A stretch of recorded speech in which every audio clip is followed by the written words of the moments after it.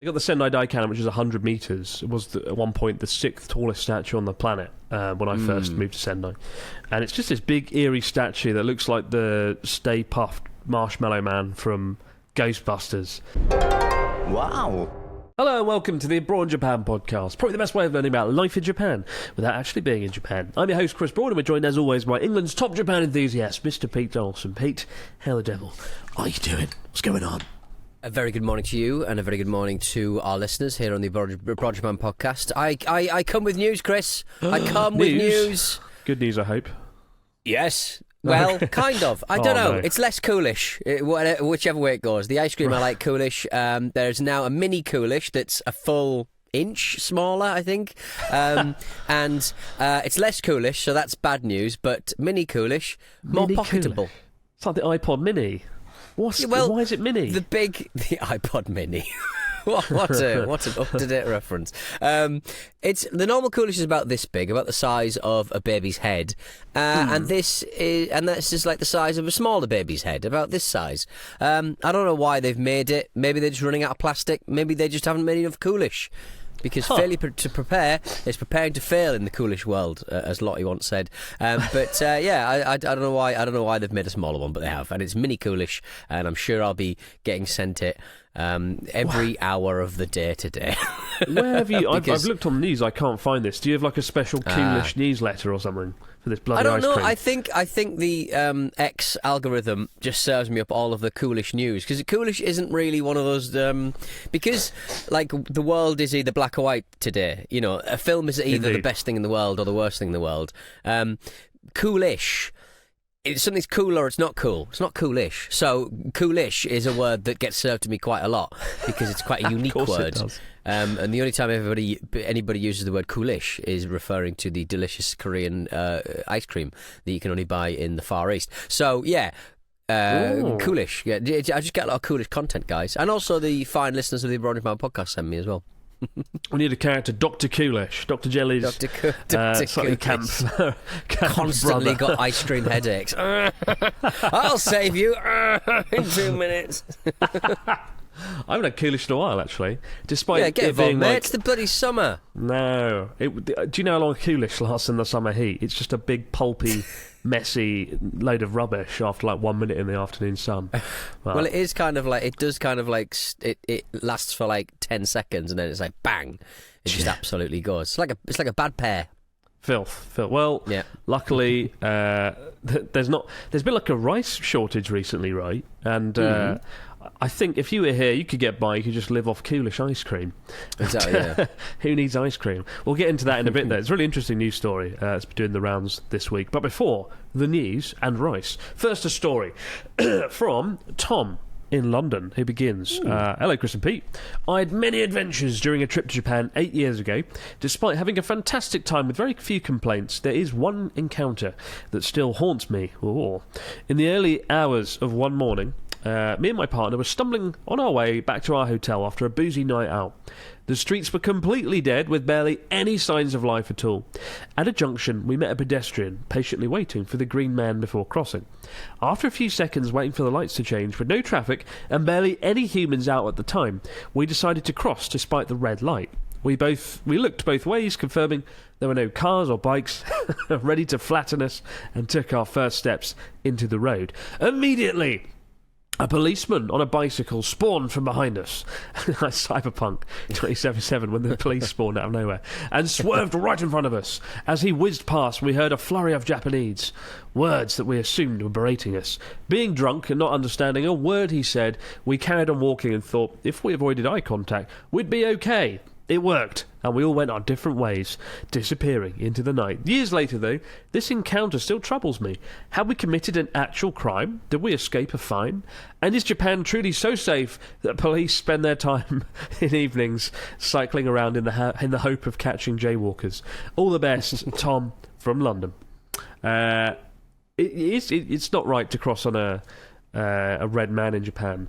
People do it. It's not like as common as back home where we don't care what the light's doing. You just dive in front of a car. But, in Japan, People still do it, but it is a lot rarer. I'm not surprised the policeman was probably like, no, don't do that, rules. Yeah, but I've been told off by... I've not been told off by a policeman, but I've been walking up the road and a Japanese policeman said stop. I think we're told when we go to America that jaywalking is a shootable offence. But in Britain, obviously, we just walk wherever the hell we want because we're Europeans and we queue and we have very tidy queues, but we're not going to listen to a little green man, a little weird little green man that lives in our poles. Not having any of that. Absolutely, rightly so. But people still, it's a weird sensation because you'll be at a road where you look left, you look right. There's no cars for like a mile into the distance. Yeah. But people will still not cross until it is absolutely turned green. And I remember in Sendai, actually, it became a bit of a news story when I lived there years ago. Some Vietnamese folks were actually killed. They crossed on a red light, got hit by a car, were killed. And there wasn't that much sympathy at the time because people were like, oh, they crossed on a red light. Oh, it was their fault kind of thing. And so, I don't know, I do abide by it for the most part, unless it's the dead of night and I don't see any cars, then I might be like, I'll just go, screw it. But, it's one of those rules that you kind of got to take seriously, I guess. Especially as a foreigner, being under extra scrutiny, right? You don't want to cause problems. Like foreigners have caused problems, allegedly, because of a lack of rice in Japan. And one of the most unbelievable and ridiculous news stories of the week. Pete, fill us in on this travesty of justice. Yeah, I mean, I'm the past few episodes of the Brunch Run podcast where we've been talking about over tourism and foreign, the foreign population coming over and making a real stink. I'm on the side of the Japanese because we're horrible. But in this case, I think this news story is absolutely ridiculous. Yes, there is a shortage of rice on the shelves of the supermarkets of Japan at around 6.61 million tons. The 2023 harvest was the smallest ever rice harvest in Japan. The situation has become so severe. Several stores, including the major supermarket chain Ichigakado, are limiting consumers to one bag per person. Apparently, the cost of rice in July jumped 18% from the previous year. That's the biggest rice rise in 2 decades. But we're kind of trying to figure out why this is the case. A declining population, which has led to the demand for rice falling by approximately 100,000 tonnes annually. Last summer's heat wave was a factor that caused less of a rice yield. And also, they're saying that inbound tourism is involved. Visitors eating or ordering more quantities of rice than needed. Filth. Now, out of those three possible situations, could it be Japan's failure to prepare for declining population or heat wave, or is it just people who, let's face it, eat a lot of bloody hamburgers and don't bother with the rice? Let's make that very clear. They don't eat or order more quantities of rice than needed, for crying out loud. It's such a stupid kind of exercise of finger pointing, pointing at the foreign tourists eating too much rice. Nom, nom, nom, nom. Absolutely. The real news story is there's a rice shortage, right? In certain supermarkets you go in recently and there's like no rice on the shelves. Usually you get a big bag of rice, whatever, and it's all gone. And that's the news story. And it's weird that it's got misconstrued across the internet and media in Japan as like, it's probably the foreign tourists coming over then. Very weird and unsettling that there was any link there at all, because it simply is not the case. Why was someone murdered last week in Japan? Well, it's because foreigners love murder. They love murder, and they didn't do it themselves, but we're doing it for them to make them happy because they love murder. The Japanese agricultural lobby is like really powerful in Japan. They're called JA, and they represent all the farmers around the country. And as we've talked about before, rice is becoming less popular in Japan. Full stop, because people are eating bread. People are having cereals for breakfast instead of the good old bowl of rice they used to have. So demand is falling, the population's falling. So to keep the price of rice up for farmers, they've limited the supply a little bit. But I think this caught them off guard because A, there is more tourists coming in, but B, there's also been a few disaster warnings recently, right? We had the mega earthquake warning just a month ago, and I think people were like, shit, the mega earthquake, better get some food now. Ran to get rice across the country. Then there was typhoons as well, which kind of ratcheted up the pressure a little bit over the last few weeks. The summer heat wave as well, causing a lower rice yield. So there's a variety of factors, but fundamentally it's simply that I think the agricultural lobby have just found ways to limit the amount of supply of rice to keep the price up for farmers, which, you know, probably in some respects a good thing. Farmers have got to make a living, of course, but I think it's backfired, you know. Well, there's a former bureaucrat at Japan's Minister of Agriculture, Forestry and Fisheries, Kazuhito Yamashita, said even if 3 million visitors were to stay in Japan each month for a week and eat rice for breakfast, lunch and dinner like many Japanese people, it would still only account for 0.5% of total consumption. Absolutely. And they've just basically, Yamashita said that it's because you've basically taken away a lot of land devoted to cultivation of rice. So there you go. I mean, you've switched to government has provided subsidies to rice farmers who've switched to wheat or soybeans, and because bread and pasta is so much more popular, they've sort of said, well, we shouldn't have done that. So good on the Ministry of Agriculture, Forestry and Fisheries for telling everyone to calm down and stop blaming the foreigners. Absolutely. Absolutely. But good on him for coming out and saying all that and whatnot. And, you know. Is there a run at the supermarket? Are there queues around the block? No, it's not like COVID when people suddenly went Toilet roll. and bought toilet roll for some reason. Of all things. I mean, I'd rather have a shortage of rice than fucking toilet roll. That's quite scary. Being like, oh no, what happens now? What happens now? One creates the other. I remember I removed the video. It was just as COVID was kicking off. There's a thumbnail of me holding like 50 toilet rolls, clinging onto them. And in that video, I was like, people need to stop buying toilet roll. This COVID thing's overblown. It'll never happen. It's no problem at all. 1 week later, stuff. Entire planet shuts down. End of the world. Get yourself on Truth Social. Tell us, give us an Anthony Fauci rant. Why don't you?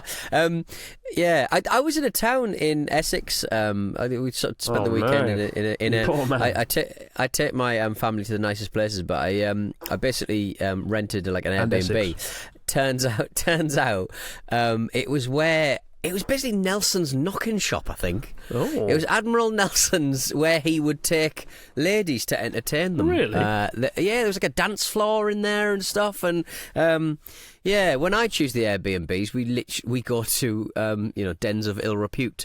But around the town that we were in, there were like still loads of COVID kind of social distancing signs up. And no one had bothered to take him down. I'm like, Jesus. Guys, like, if you want to make your town feel like yesterday's town, put up a sign that shouldn't be there from like 3 years ago. It's terrible Absolutely. stuff. How outdated, blimey. Yeah, I like the fact that the world has just sort of forgotten COVID ever happened. It's just like, there was this thing that happened for 2 years and it was awful, everyone hated it, and we've all just forgotten it, and I think it's still the better for it, to be honest. We'll be back in just a moment, guys, with your stories, comments and questions over in the fax machine. Wow. And we're back with the telephone. What have we got this week on the telephone? Mr. Dawson, I'm holding a telephone if you're not watching on YouTube. Hola. Hello, big Packy Pete and Craggy Chris. What is the strangest thing you've come across whilst on your recent travels? Maybe a bizarre dish, an odd statue, or a particular local character. Thanks, chaps. Marie from Nashville. What's the strangest things you've come across whilst on your recent travels? Well, I mean, Nelson's knocking shop. I mean, the Tomb of Christ is one that always springs to mind, but we've always covered that. I still want to go and see the squid. I'm going to the place where the squid statue is later this week. Your beloved $200,000 squid that was designed to bring tourists to a certain area. That's true. Yeah. What about you? I mean, what have you seen on your many travels around Japan? What have I seen on my many travels in Japan? I remember I went to this beach near Amayama, not Amayama Beach, whatever you call it. It was this these three big beaches in the height of summer, and no one was on them. Oh. It was the height of summer. There's like an ice cream kind of shop. There was like a little shop where you'd buy like inflatables and stuff, and nobody was there, if that makes any sense. Yeah. And like me and my partner just sort of rolled around going, Where is everybody? Are we allowed to be here? This feels like it felt like COVID. Like nobody was out, and I know, like we've said before, like the Japanese just don't do beaches properly. But yeah, I mean, they don't even do the attendance of beaches properly. Like, you'd expect a couple of people just to be sat down, having a can with a ghetto blaster or something in the front of a lovely beach. But yeah, I just sort of rolling around that sort of way, I just came across these 3 beaches that were just absolutely deserted. And as a man who, you know, we spoke about on the podcast quite recently, nearly drowned, didn't go in the water for obvious reasons. Good, so I was like, well, something's going on here. There's some reason why the locals aren't here. But yeah, it's so rare to sort of see like 3 massive beaches where absolutely nobody is enjoying them at like 5 in the afternoon. It was just very bizarre. It is sad. It is really sad. But I enjoyed it. My own personal beach, like an oligarch. On the subject of odd statues, I mean, there's the Sendai Daikanon, which I've seen. It's on like TikTok recently. People mesmerised by it. Did you ever see it at all in your many travels? You've never been to Sendai, have you? I went once with you. I went to meet you, and then we went somewhere else. Sendai's the place where you go elsewhere. That's true. That's a good way of putting it. They got the Sendai Daikanon, which is 100 metres. It was at one point the 6th tallest statue on the planet when I first moved to Sendai. And it's just this big, eerie statue that looks like the Stay Puft Marshmallow Man from Ghostbusters. When you get the right angle, it looks really frightening and unsettling. There's also one of my favourite spots, and again, I might have taken you there, was the 16 Buddha heads in the rocks, Jurokurakan. It's near Sakata. And I did take you there. I've got a photo of you doing something obscene. We did a photo shoot for your we Go did. Fuck Yourself t-shirts. That's it right. Was some sexy stuff. I love that place because it's one of the first places I went when I arrived in Japan. And it's sort of, you go down the steps to the sea, and in the sea there's like these rocks. And on the rocks there's 16 faces, and you've got to try and find them all. So it's a little bit of a game to it. But the Buddhist monk did it, and then he just threw himself into the sea after he'd done it. And I think when it like killed really himself have in the sea. devotion out there, don't they? Yeah. Well, they are incredible, and that whole town, I would say, is an incredible thing to witness. If you we turned up at like I think it was a Monday. It was a Monday in Japan. It was a Monday at like 12 p.m. Like it should be the busiest sort of town. It's 12 p.m. on a Monday. I mean, people are going to be out and about doing stuff. It's absolutely empty. It was, we spoke about the fall of the remote town, but like I would again, it was so peaceful to stroll around a town that was functioning, but there just weren't enough people to, show visibility on the streets. It was so interesting, I think. And so kind of like, it really sort of, those kind of experiences really sort of make you go, oh, wow. It's like, it was like walking around during COVID. There's definitely a real ghost town vibe. We're talking about Sakata, right? I went back recently, did a day in the life video, and I cycled around it. And it's a really nice town, but I don't know where everyone is. It looks functional. There's a few abandoned houses, but like, people. It's just I don't know where everyone was. It's a very odd town, but I love it still. Dear Chemical Chris and Political Pete, are there any etiquette rules for discussing politics in Japan? I like discussing culture and history with locals wherever I travel, but have you ever discussed politics in Japan? How do you go about it? Thanks as always, Mansoor. Politics in Japan, it's one of those topics that most people just don't really like politicians in Japan for the most part. It's sort of a topic where people are like, Prime Minister's rubbish. Like the Prime Minister of Japan is always unpopular. I've not yet seen in my time a Prime Minister that's been overly popular. So it's sort of one thing that unites the country. Nobody likes politicians, nobody likes politics, and for better or worse, you can talk about it though. You've never talked about politics while you're on your many trips, have you, Political Pete? It was mainly Brexit. I think that was the main kind of topic of discussion the last few times that I went there. It couldn't have less effect where they live, but they did like talking about Brexit around about the time that kind of got voted in. Yeah, I don't know. Like, I was on the news talking about it, but I don't remember what Japanese people really thought. I think they were confused why we did it to some extent.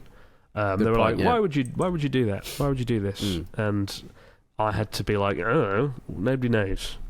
Because our dads wanted more control. My dad wanted a different passport. We want to take back control. Bring back Bendy Bananas. We got one last fax machine here from Dan. He says, hello, Chris and Pete. I'm a long-time patron, YouTube subscriber, podcast listener, and aspiring actor in the US. You've ticked every box, Dan. What a legend. I recently started self-taping auditions, and I'm starting to build up my equipment. I recently watched a video where Chris showed his setup, showing a light, a mic, and a camera. Could you tell me what all these things are? I'd love to replicate this for my self-tapes. Sincerely, a long-time fan. You had like a big... When you were recording your last video, you had this massive sort of big... What do you call it? Like a big sort of fill light kind of thing, yeah. on the corner of yeah. I'm using it right now, actually. It's whenever we do a podcast, it's just off to my right. And it's an Aperture 150D, so it's a really big light with a big softbox on, so it gives a nice soft lighting. Because that's the main thing with lighting, isn't it? You want that nice soft light that makes it easy to look at. It's pleasing for the skin. Makes my skin look less awful. Pete Donaldson is now destroying his lighting with a big... That's awful. Awful. All blown out. Rubbish. I use an Aperture 150D. I use a Rode video mic for most things, and I use a A7S III Sony to film. Or in this case, I've switched to Blackmagic cameras for podcasts recently, and it has a nice sort of softer look to it, more cinematic, dare I say. But that's what I'd say. But like for auditions, you could probably just use your phone and just film it that way. But don't dick about with audio. If I was going to do an audition, I would still make sure the audio was good. So maybe you could get a lav mic that connects into your phone, goes under your shirt, or maybe you could get like a simple camera with a Rode video mic on top. But sound is always the thing that people sort of underestimate and underfocus on, I would say. Myself included, to be fair. It's the thing that separates everything. Yeah, it's something I neglected for the longest time. Like, old Abroad Japan videos are nicely shot, but the audio is horrific, and I really regret that I didn't take it a bit more seriously early on, But it was a simple time. I was learning what was going on. I still am. But, best of luck with the auditions, Dan. Good luck to you. Keep the stories, questions, comments coming into Abroad Japan podcast at gmail.com. We'll be back, as always, guys, later on in the week. But for now, have yourself a good one. We'll see you right back here to do it all over again on the Abroad Japan podcast. Bye for now.